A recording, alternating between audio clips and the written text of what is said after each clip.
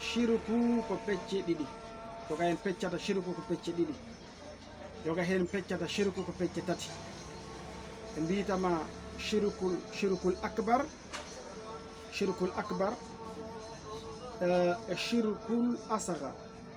Shirkul asghar woni shirku mawɗo, shirku tokoso. Woɓɓe ko ɗo mbi shirku koɗi ɗiɗi, shirku mawɗo, shirku tokoso. Woɓɓe non ɓeyda hen shirku shirkun khafiyun woni shirku cuuɗiɗo kadi. Ɓeyda ɗum hen. Façon shirku gadiɗo woni shirkul akbar. Neɗɗo so yani e on ɗon shirku, iyazan billah, Allah subhanahu wa ta'ala yaafotako on. Allah jaɓata wondude e shirku mawɗo kala gollal moƴƴal ngal neɗɗo wawi gollude. So neɗɗo ina duumi ina woni e shirku mawɗo he, si a maayi hen Allah yaafotako mo. So o maayi hen, neɗɗo so maayi hen tubani, Allah yaafotako mo.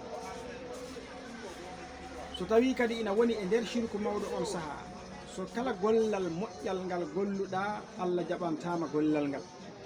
Eyi, madama neɗɗo tubani yalti hen. Ɗum tagi Allah subhanahu wa ta'ala o wi to suratu nisa, inna allaha la yaghfiru an yushraka bihi wa yaghfiru ma duna dhalika liman yasha. Allah wi subhanahu wa ta'ala, kanko Allah de o yaafotako kala on dendinɗo mbo e ko wona makko e dewal e rewde mo. Sabu shirku ko ɗum woni shirku, ko rendinde Allah e ko wona Allah e dewal Allah. Eyi, walla ni ndewa goɗɗum ta a rendina ni Allah, boppa Allah complètement, walla ndendina. Ɗum fof ne jeeya e shirkuji. Inna Allah la yaghfiru an yushraka bi. Kono noon wa yaghfiru ma duna dhalika liman yasha. Omo yaafo noon kala mayduɗo bakkar mo yettanaki shirku. Kala bakkar mawɗo mum na tokoso mum mo yettaki shirku, Allah wi sa a maydi he on a tubani, omo yaafo mbo o wela yaafade. Wa yaghfiru kanko wa yaghfiru ma duna dhalika liman yasha. Kadi ko liman yasha'u o yaafoto, mbo o yiɗi fof o yaafoɗo. Allah haɗan ɗon o wi wa man yushrik billah faqad dalla dalalan ba'ida. Kala on noon dendinɗo e Allah e dewal Allah waɗa shirku, Allah wi on de majji majjere woɗɗude gonga.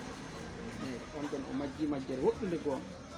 Eyi, ɗum tagi shirku ko hunde bonde nde julɗo foti wittude, anda holko woni shirku. Joni sirku tokoso holno sifiri kañum. Eyi, Par ce que min nani hen saaha ɓe mbi sirku mawɗo e sirku tokos na gotum. Joni sirku tokoso kañum holno sifiri. Inchallah en gaɗa shirku tokoso. Allah subhanahu wa ta'ala omo wiya kadi man yushrik billah faqad harrama Allahu alayhi aljanna wa ma'awahu an-nar wa ma lil-zalimina min ansar. To Maida, Allah wi kala on mbo waɗi shirku to Allah subhanahu wa ta'ala, ɗum ɗo ko ɗum dewal Allah, ndendinɗa hen goɗɗum ko wona Allah, aɗa hayso nda aɗa rewa Allah aɗa wadda hen e goɗɗum. Allah wi kala baɗɗo ɗum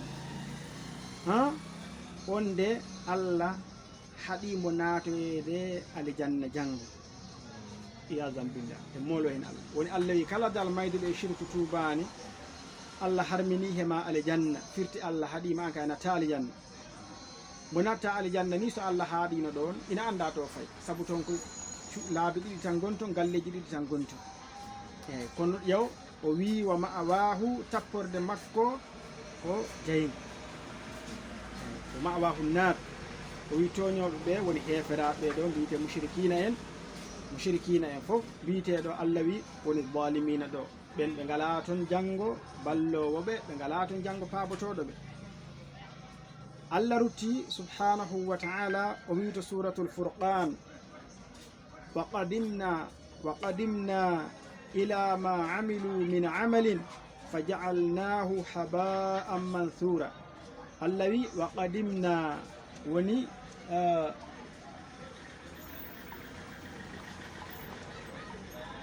naam o wi wa qadimna woni min paanditi ila ma amilu faada ko ɓe golluno min amalin e golle kala ko ɓe golluno neɗɗo kefeero mayduɗo e shirku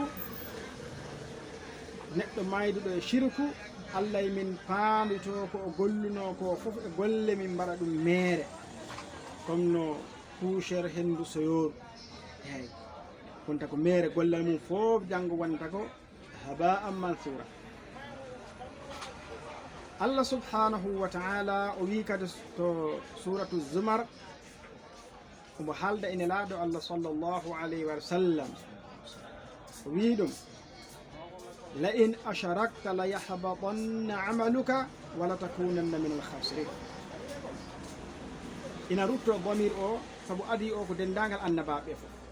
Allah wi dendagal annabaɓe kala hen goto wi ɗum hayso ko onon annabaɓe kala hen baɗɗo shirku ma golle mum fof bon golle ma fof ɗum waɗi anduɓe fof tuubi en neɗɗo so waɗi shirku jaltinowo ɗum e diine l'islam woni murtaddu dendagal golle ma fof tout boni jani heddiɓe luurodiri kay sa tuuboyi gartuɗa beele golle ma moƴƴiɗe ɗe garta walla ko ñande hen fuɗitiɗa ɗo woni nisau bayna al ulama. kono kay bonde ɗe kay ɗe boni ɗum nani Allah ko ɗo haaldu o wi la yahbatanna amaluka wala takunanna min alkhasirin jeeteɗa kadi koye pertuɗo. kon shirku mawɗo e hoore mum jogay andu e feccat ɗum fecce nayyi en joga hen noon ala kulli ani ko feccere wotere no mbirɗen ni. shirku tokoso mo namdiɗa naane o kono shirku tokoso woni arriya'u woni yeengo woni hollinade woni wadde ko aɗa ɗo golla dewal Allah gollal ta ko ɗum ibada ngal ganduɗa ko Allah subhanahu wa ta'ala jiɗɗa yomma hen janggo ñalowma dargal daña hen baraji golliragal pour yimɓe ɓe jiya walla pour ha yimɓe ɓe nana wonde a golli ɗum ɗo walla haali ɗum ɗo e ko nandi hen ɓe jiya walla ɓe nana. ne laaɗo men sallllahu alayhi wa sallam o wi ɗum jeeya ko e shirku tokoso ɗum ɗon kanko tigi firti ɗum arriya'u shirkul asghar kanko haalɗo nam ɗum woni shirku woni tokoso kañum woni arriya'u. inchallah kañum ne hadiseje kewɗe gari hen inchallahu en daɓɓinɗinɗo to tan e yewtere men nde inchallahu ko yowiti e shirku noon naam hayta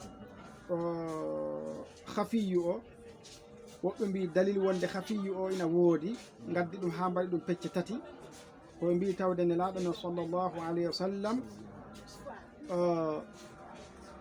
o wi wonde ashirku fi hadihi l umma akhfa min dabibi namlati sawdai ala safatin sawda fi dhulmati lleyli. nelaaɗo wi shirku e ngol ɗo leñol am ɓuri suuɗade hay ko rubde woni duggol korndollu ɓalewu e hayre ɓaleere kadi jemma niɓɓiɗɗo non ngun korndollu saɗirta ɗon yiide ni e nden niɓɓere ko noon shirku kadi ɗum woni suuɗori e leñol muɗum ngol woni he meɗen. neɗɗo yiɗo wawi wonde e shirku tawa anda hunde ko hunde sewnde hunde suuɗinde hunde sewnde. kono ñaagotoɗen Allah subhanahu wa ta'ala wonde Allah dandata men e shirku ko feeñi e ko suuɗi mawɗo mum e tokoso mum ko ganduɗen e ko en ganda fof ko Allah woni bawɗo dandu yo Allah dandu men hen. ɗum waɗi wiyama kaffara on ɗon no shirku tokoso cewɗo ko konngol nelaaɗo men sallallahu alaihi wasallam ngol haalanno du'a goto tuusuɗaɗa mbo haala woni allahumma inni a'udhu bika an ushraka bika shay'a wa ana a'lamu wa astaghfiruka min adh-dhanbi alladhi la a'lamu. neɗɗo ina haala ngol ɗo konngol sa e sahihul jami'u nan toon inchallahu ɗum woni sababu Allah yaafuma konƴon cewkoñ ko an ko ganduɗa welani yiide welani andude eyyi inchallah ɗum wonno mbiɗen jubbenen seeɗa ko inchallah ko yewti e tawhid eɗen jafno sernaɓe noon inchallah hewde men perguite inchallah eko nandi hen subhanaka allahumma bihamdik ashhadu an la ilaha illa anta astaghfiruka wa atubu ileyk hutta konngol ngol Cheikh Oumar Thiam. وعليكم السلام ورحمة الله وبركاته. جزاك الله خيرا يا أستاذ جل. قال ما نقول في ما شاء الله يا كرني كديني أريهن كل ده يعني أرجو بيجا هني ما شاء الله في السكين بالسكتير ما فهم كديني بخال ده كله.